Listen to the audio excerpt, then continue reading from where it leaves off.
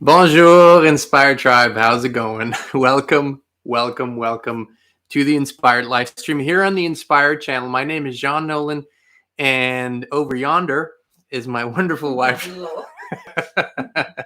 Hello, everyone. Kristin Nolan. You heard her. And Inspired Tribe. It is Tuesday, April 5th, 2022. And we are healthy, we're wealthy, we're whole, and we're unapologetically free. We want to thank you for being here. We want to thank you for watching. I'll welcome you all in the live chat in a second here. I also wanted to thank everyone who signed up for our locals community. I don't have the latest number, but you know what? I can look it up for you, what it is right now. It's just beautiful to see that so many of you are joining us there. So we're currently looking at roughly 3,500 members on our locals community. And I just quickly wanted to say why we're building it there. So there's number one is, of course, no censorship. We're completely free. That's really, really, really important to us. Number two is we've been wanting to build a community that's independent. And you guys have been asking us, sending emails, sending comments, where can we connect with each other? Where can we talk to each other? Where can we comment and stuff like that? And so we put this out there, and then locals found us because we were about to build a whole new platform ourselves, which of course is very intense, requires a lot of infrastructure and all those things. So we're so glad locals found us. Locals is owned by Rumble. And so basically we're building an inspired community there. And the beautiful thing is that you decide what you see, right? So you can be part of the inspired community, part of maybe Russell Brand's community, part of other communities. And then you can decide, I want to see all content. I just want to see inspired community content. So you're really in control. We're in control. And this is why we love this. So, please click the link in the description after the live stream. Join us there as well, because we're sharing stuff there that we won't be sharing anywhere else. Of course, in the supporter tier, we're going really in deep into the Unapologetically Free series. So that's about locals. Let me welcome you here. And then today, a topic really close to my heart that we don't get to talk about enough. So we're going to do it more. Hey, Miss Patty, how's it going? Good to see you. Wolfgang is here aus dem Wuppertal. Grüß dich, Wolfgang. Then we got Sanator. Really wonderful to see you too. Linda, J. Fraj, Patterfer. That's an interesting name. Missouri. Good to see you. Ramona.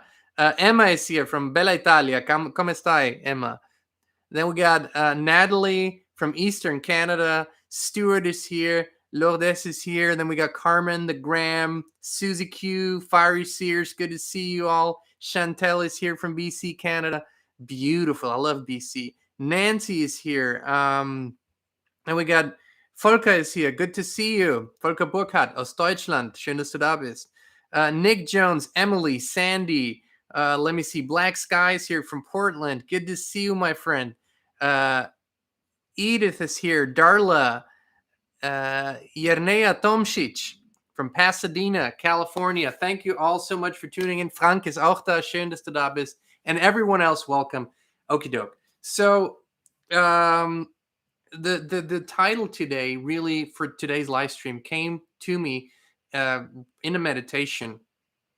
And basically, the vision for the future, it's a little, it's a little provocative to say smaller nations, stronger borders, but truly, you want to peel the onion and get to why this is truly accurate and, how important this is for the future.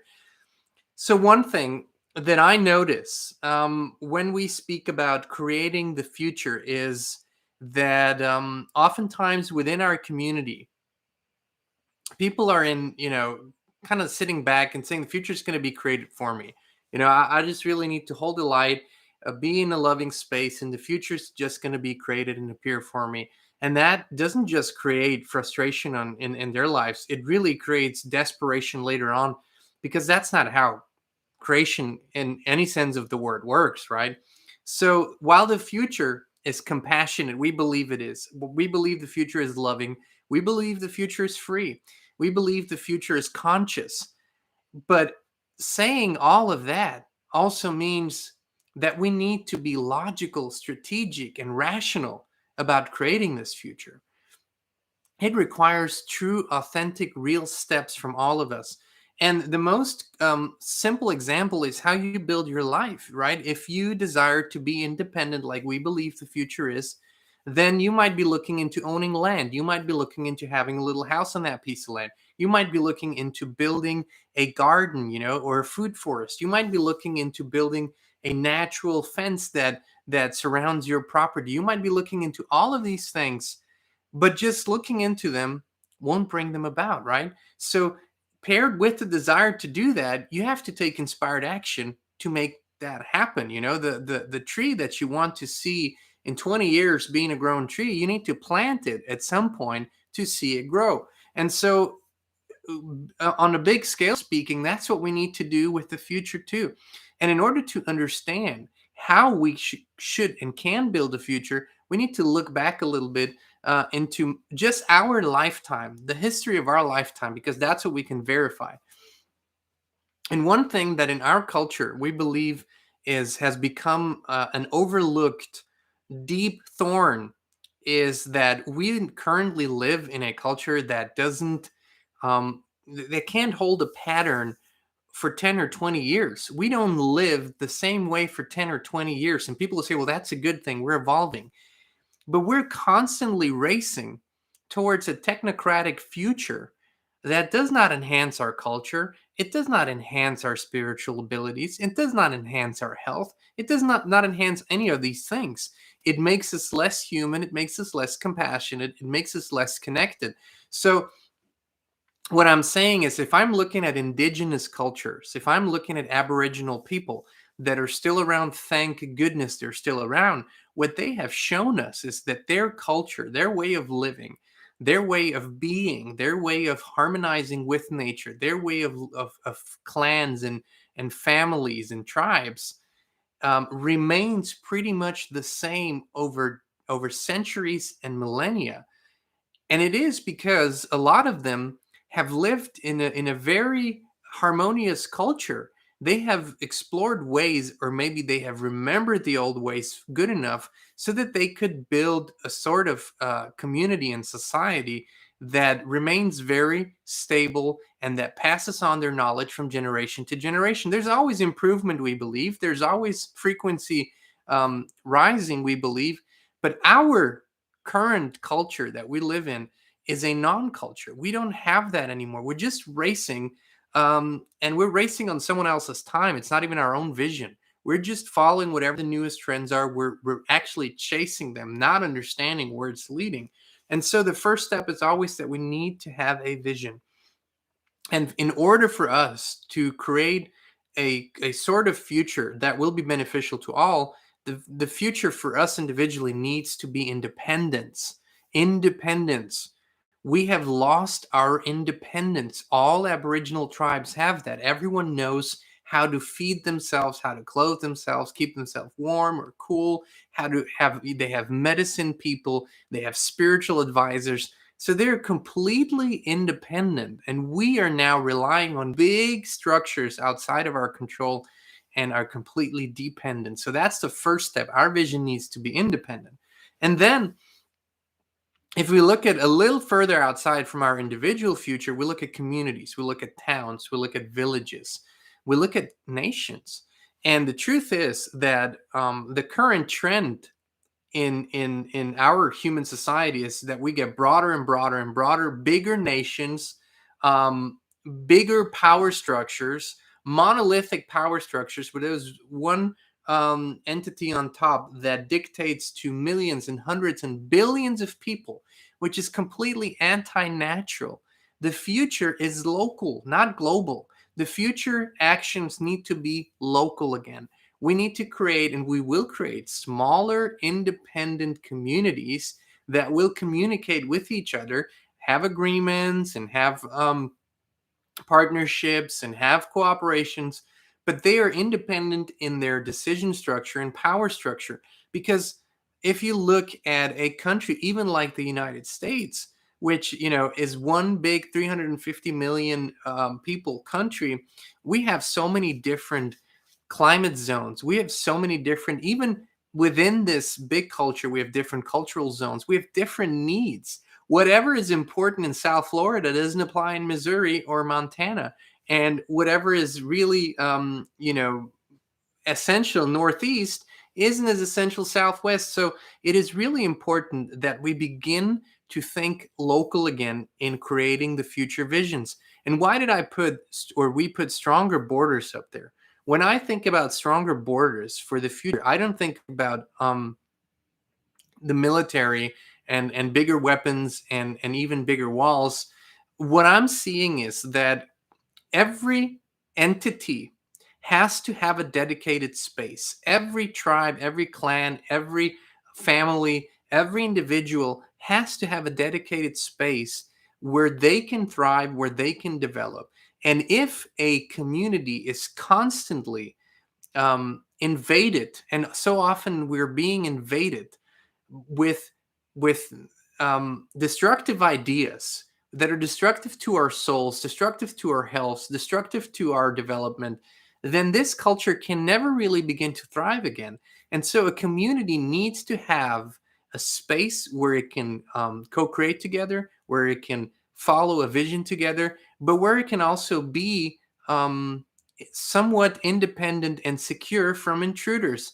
And what I mean by that is that every culture in the past, every great culture, small or big, has understood the one principle that friendship and invitation and allowing people to join them is essential. However, when the people who come do not wish to join them, but wish to disturb the peace, wish to create destruction or immorality or any of these things, then this community, this clan, or this tribe, this culture has to have a mechanism to remove those people and to keep them away. This is why we have, look at, I mean, I'll be completely honest with you. My house, our house, is not an open space for everyone. We don't just keep our door open and let everyone in. Same with the property, the yard, the land.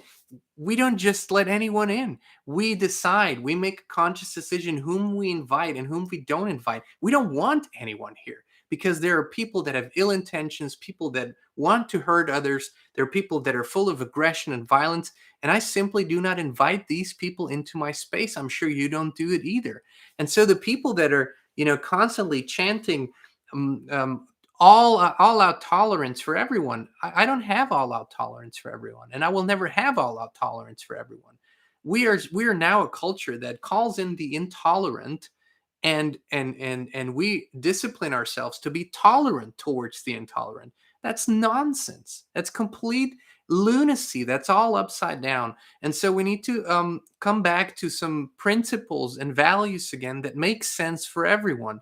So what I'm saying is, when I look at our space of love that we created, it is basically an energetic field, which every community is, right? So our energetic fields pretty much functions in this way. If you come into our space and you come with a loving heart and you come with good intentions, that's going to be multiplied for you in our space. If you come with ill intentions, if you come with a destructive intention, that's going to be mirrored back to you tenfold. That's how this an energetic space is created. So everyone who steps into it and wishes to harm us is going to harm themselves badly, not us. That's how our energetic space is created, which I believe is the only way an energetic space or any space should be created. So looking at the future, we're going to have smaller communities, I believe, that are going to be very much more connected with each other, that are going to be independent in all basic universal needs. And we're going to communicate with each other. We're going to build friendships and have ceremonies and rituals and prayers and meditations together. We're going to have celebrations together. We're going to be beautiful little villages that have the ability to function within ourselves and also have greater partnerships, but never be dependent on each other again. Never be dependent on someone or something that is somewhere else removed, does not understand my needs, does not understand my surroundings, does not understand what my space here is about. And so we believe that is what we need to begin to build together. And that begins with the smallest entity. And this has been laid out so beautifully in the Ringing Cedar books, the Ringing Cedar books by Vladimir Megre, or also known as the Anastasia books. a beautiful, practical dash spiritual guide to how to build true independence in your life, how to really build practically, your own space of love, which includes a space where you can live, nature, where you build your own beautiful universe. Have built a house there where your family lives. Be in harmony with nature. Maybe a settlement where you have a school, and a place where children can learn that is really in harmony and really in alignment with our values and how we really truly think children should learn again, not how it's been done for such a long time, which is an oppression system. And then also a defense mechanism. And this is something we've been so brainwashed. And the interesting thing is we've been brainwashed into complete passivity and just be passive and just allow anyone to walk over us, while those who teach us are the biggest bullies and the biggest intolerant entities and people you could imagine. They are the ones who are holding the big guns, telling everyone else to just shut up and let it happen. And so a defense mechanism is natural. It's something that every plant has, every animal, it's in us. And what that means is that when our life is threatened, when our even our property, our space of love is threatened, we need to have the ability to defend ourselves. That doesn't mean to be in by any stretch of the imagination to be killing machines, just simply a way to protect our communities, because ill-intended people will always be around. There will always be this energy that tries to creep in, and we simply need to be able again to recognize it and to defend ourselves. Now, anyone who wishes to transform, anyone who wishes to change their ways and maybe return to a more connected space of being, and a more moral state of being, of course you'll be invited. Of course we will help in any way we can. But if that's not your intention, you will not be welcome here, and you will feel it, and you will feel the pain you wish to inflict. It will come back to you. That's what I mean by stronger borders for the future. It is something that every community, big or small, family, should finally think about again.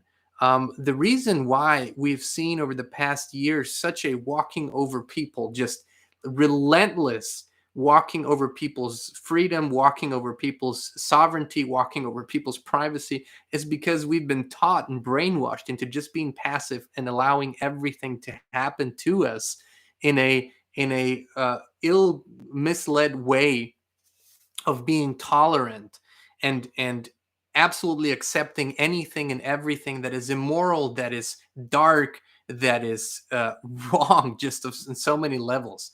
And it requires of us a return to morals and standards and principles, which is really that is where I'm extremely conservative when it comes to values, morals, and principles. I'm a hardcore conservative when it comes to that. These are just not negotiable. These are just not something you change over time. You don't. That's something that remains like a bedrock foundation. It's just something truly, truly essential. And I believe we all need to remember that. And so, as always, if we look at what we just talked about in just 20 minutes here, it is empowerment. Because if you rely on outside structures, if you rely on big government, if you rely on some Capitol building that is maybe 1,000, 2,000, 3,000 miles or kilometers away from you, these people don't know you. These people don't know what the needs of your community are. They're not interested in what it is. What they're interested in is remaining in power. And so you're never going to get from them what you think you will get. B, which is even more important, you will finally take back the power when we start in our communities by opening your eyes. Who's around you? What are your neighbors like? Maybe say hello more often, maybe talk a little, see what their visions are. So often uh you know our next best friend could be just two houses down, but we just have to open our eyes and see what people and hearts. Thank you. Open our eyes and hearts and see what is all around us. So the future is truly local. It is in our communities, and it is in our families, and it's something that we truly need to recognize. This whole globalism bullshit, this whole the Great Reset bullshit, it's a dystopian non-starter. It's just something nobody wants. I mean, the people that want it are so detached from anything spiritual, from anything godly, from anything human. I don't even pay attention to that. That's a dystopian non-starter. The future is local. And so we need to look at how we can get independent. And so, as I said before, I encourage everyone, absolutely everyone, to read the Ringing Cedar books, this has been the greatest revelation for us in terms of realigning our thoughts, and things that were upside down, we turn them back around to where they're supposed to be. But it is such a spiritual, practical, life-changing experience. We can just encourage you to find the books. I know in English they have been out of print for a little while, and that's because of some sort of misunderstanding between the author and the publisher here. But that's in the works. The books can be found. People say they're expensive. Yes, but I'm telling you, if you think for a 10 series book right now, this 10 series book, granted, if you have the money, if you think 500 is a big investment, it's like nothing compared to what you're going to get. This is going to give you the blueprint for your whole life and the generations after. So we understand $500 is a lot of money, but compared to what you're going to get, it's amazing. And we're not in any way, shape, or form affiliated with them. So we don't get paid for that or anything. We just love the books. What were you saying, honey? You can download them from the Megre website, Megre LLC. Okay. Audiobooks there, and they're cheaper. And then someone asked a question. Okay, so first, Kristin just tells me you can download the audiobook on the Megre LLC website. I think it's actually MEGRELLC.com, MEGRELLC.com, for a lot cheaper. And then there was a question. The question is, how do you create this energetic space in your house? That's a good question. So someone asked, how do you create this energetic space in your house? Well, for example, everything that you build or buy or plan is first a plan, right? So it's first something that's in your mind and in your head, and we infuse the characteristics and the properties of everything that we build or buy or bring into our house before we do it. So basically, you could think of a piece of furniture as just something that's gonna, something you put your glass on, or you could think of it as a energetic being, because it's built out of some material that comes from Mother Earth, as an energetic being that serves a greater purpose. Perhaps it spreads warmth. Perhaps it has even some protective capabilities. But in my mind, in a bigger picture, if I look at our house and property, and if I look at everything around us, I create a beautiful, in my mind, every day in meditation, I create a beautiful blue bubble around it. It's a blue bubble. And that blue bubble is programmed to invite and allow everything in that is loving, everything that has good intentions and is constructive and positive.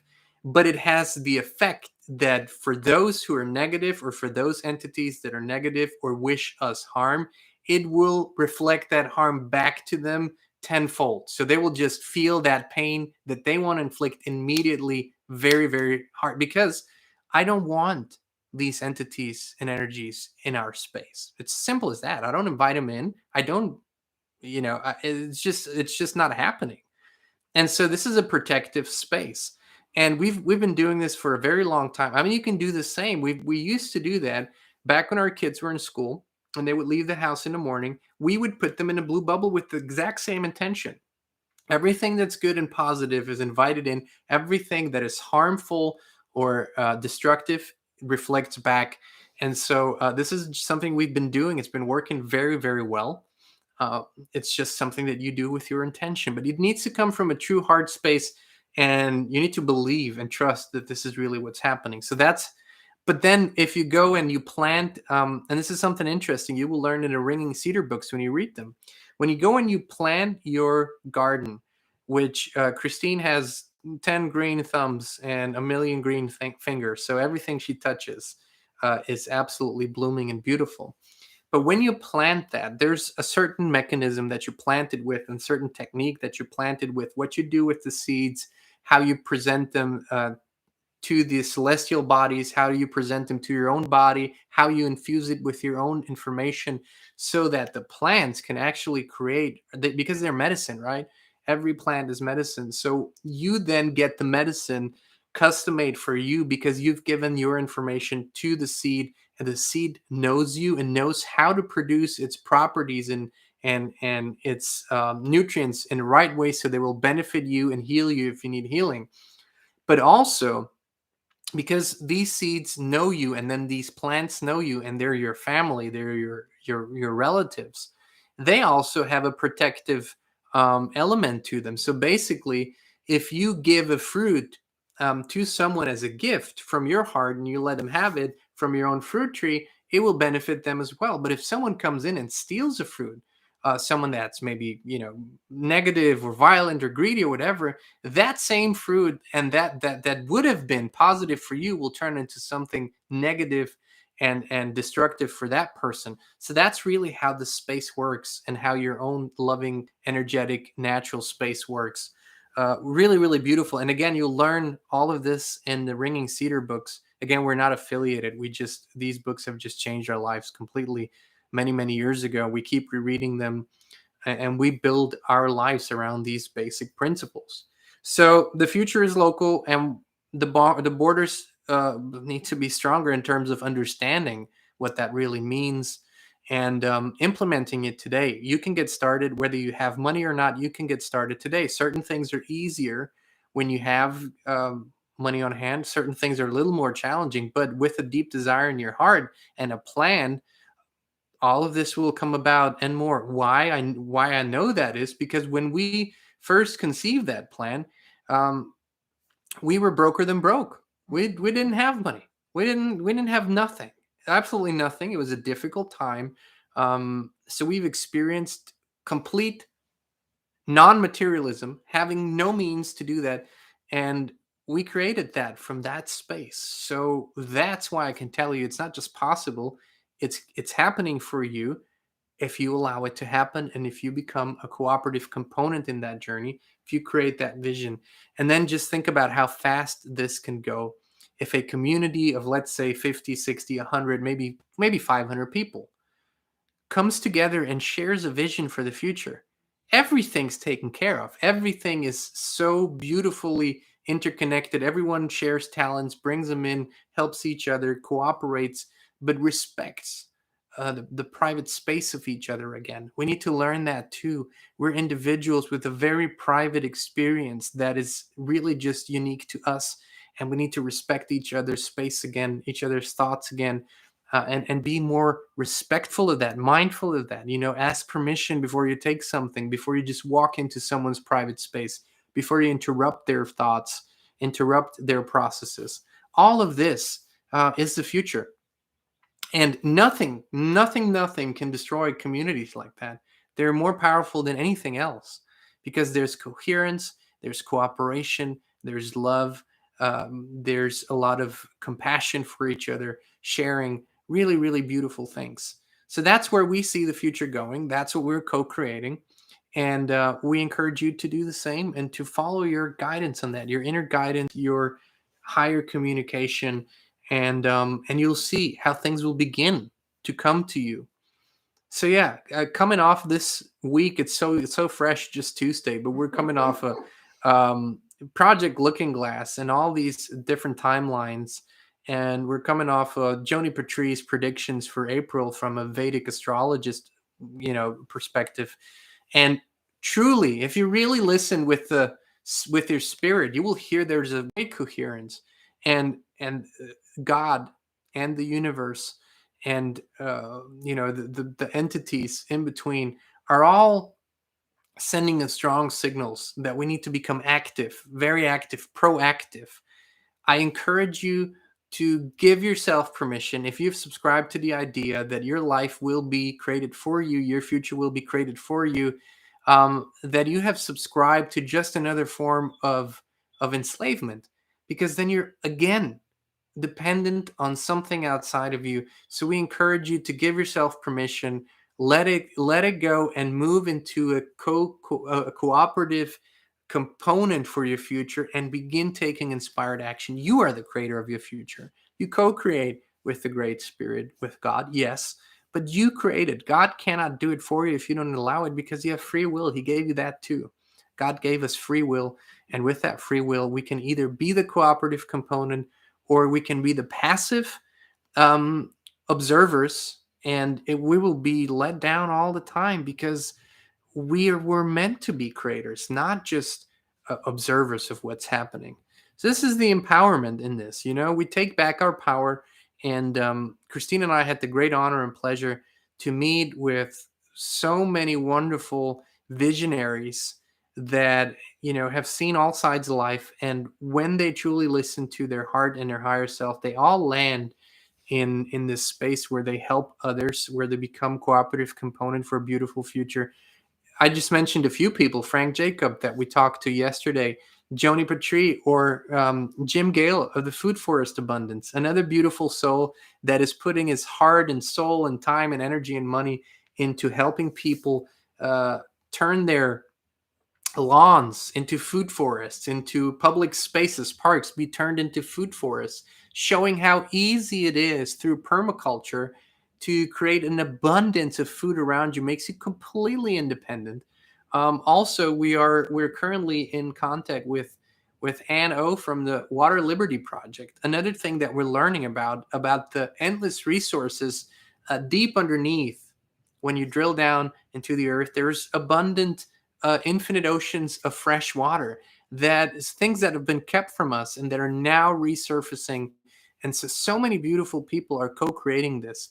But I encourage you to not just look outside of you, not just look at the global people that are doing this. Look into your community. You're one of those people.